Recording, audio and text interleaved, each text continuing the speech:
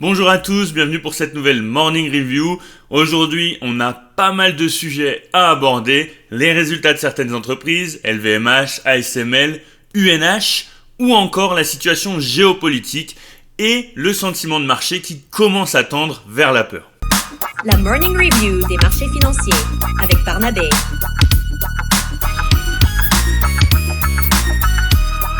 Et donc, on ne peut pas faire cette morning review, entre guillemets morning, parce que je vais la poster, je pense, vers 13-14 heures. J'ai eu quelques problèmes techniques, mais on ne peut pas commencer cette morning review sans parler de LVMH, LVMH avec des résultats un petit peu mitigés, mais qui, je pense, étaient déjà anticipés, pricés, entre guillemets, par le marché. C'est ce qu'on va voir juste après. En termes d'analyse technique, donc effectivement, on a une croissance qui ralentit, notamment au niveau des vins et des spiritueux. On aurait pu penser d'ailleurs que ça aurait pu impacter Pernod Ricard et Rémy Cointreau, mais apparemment pas tant que ça. Le marché fait un petit peu ce qu'il veut, sachant qu'on le verra aussi tout à l'heure, mais Pernod Ricard est sur un support oblique haussier. Donc pour l'instant on l'a pas break, on va quand même aller voir ça juste après. Et puis on a le secteur des montres et des bijoux qui ralentit aussi. Il y a de l'attentisme en termes de consommation, notamment chez les riches.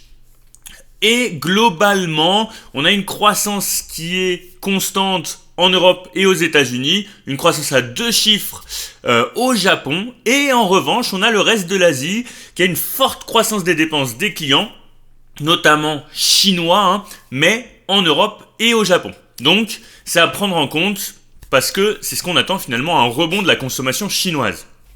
Donc voilà pour LVMH. Ensuite, on a évidemment ASML. ASML, vous savez que j'ai vendu 50% de mon bag il y a quelques temps, peut-être un petit peu trop tôt, mais j'ai quand même des convictions sur l'entreprise. Ça reste une très grosse position sur mon PEA, donc je garde les 50% restants de ma position, sachant que les résultats sont mitigés eux aussi. En termes de bénéfices nets par action, c'est extrêmement bien. En revanche, en termes de croissance du chiffre d'affaires, on voit que ça ralentit. Si on regarde les chiffres nets trimestriels, on s'attendait à plus de 5 milliards et on est à 3,6 milliards. Donc je vous laisse réfléchir, mais c'est quand même assez négatif.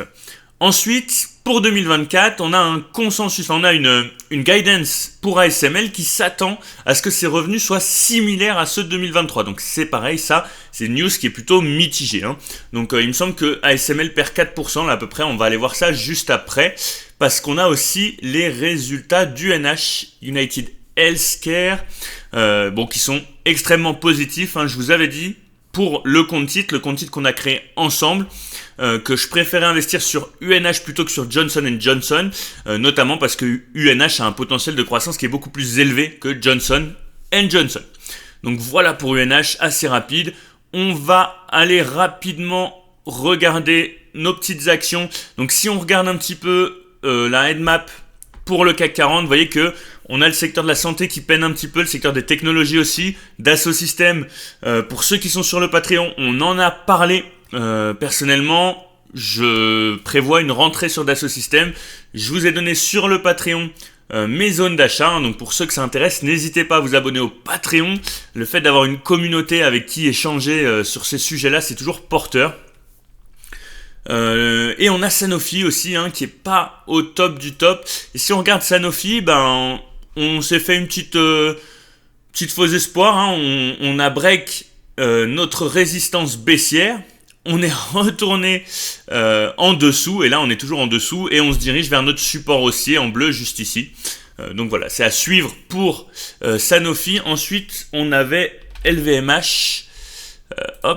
Alors, LVMH, pas grand chose à dire, un gros rebond du coup après des résultats mitigés. Donc comme je vous le disais, pour moi c'est anticipé par le marché.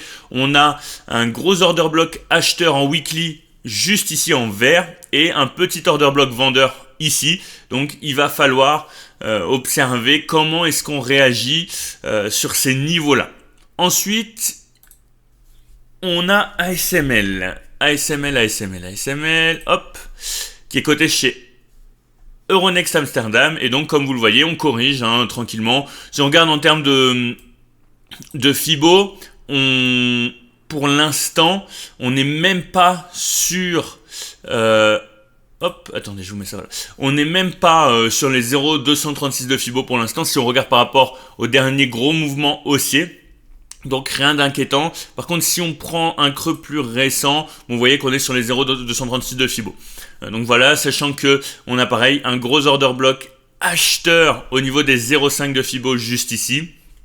Pourquoi pas retourner par exemple à ces niveaux-là pour ASML. Je voulais aussi vous parler de STMicroelectronics, qui est tranquillement sur son support haussier, donc effectivement faut pas qu'on le break, surtout si on confirme en clôture, ce serait pas bon signe. Vous voyez qu'en termes d'order block, on est un peu au milieu de pas grand chose finalement, donc on pourrait petit à petit revenir sur cet order block vendeur, et en fonction de la réaction qu'on aurait sur cet order block là, on pourrait repartir un peu plus haut.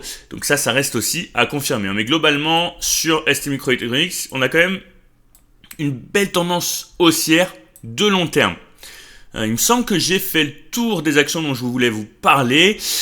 Maintenant, je voudrais vous parler un petit peu de sentiment de marché.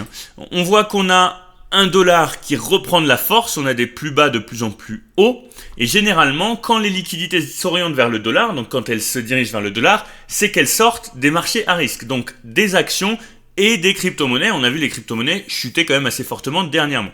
Donc ça, c'est à prendre en compte. Et on a aussi un prix du baril de pétrole qui augmente tranquillement aussi. Donc peut-être attention, est-ce que ça peut pas impacter l'inflation?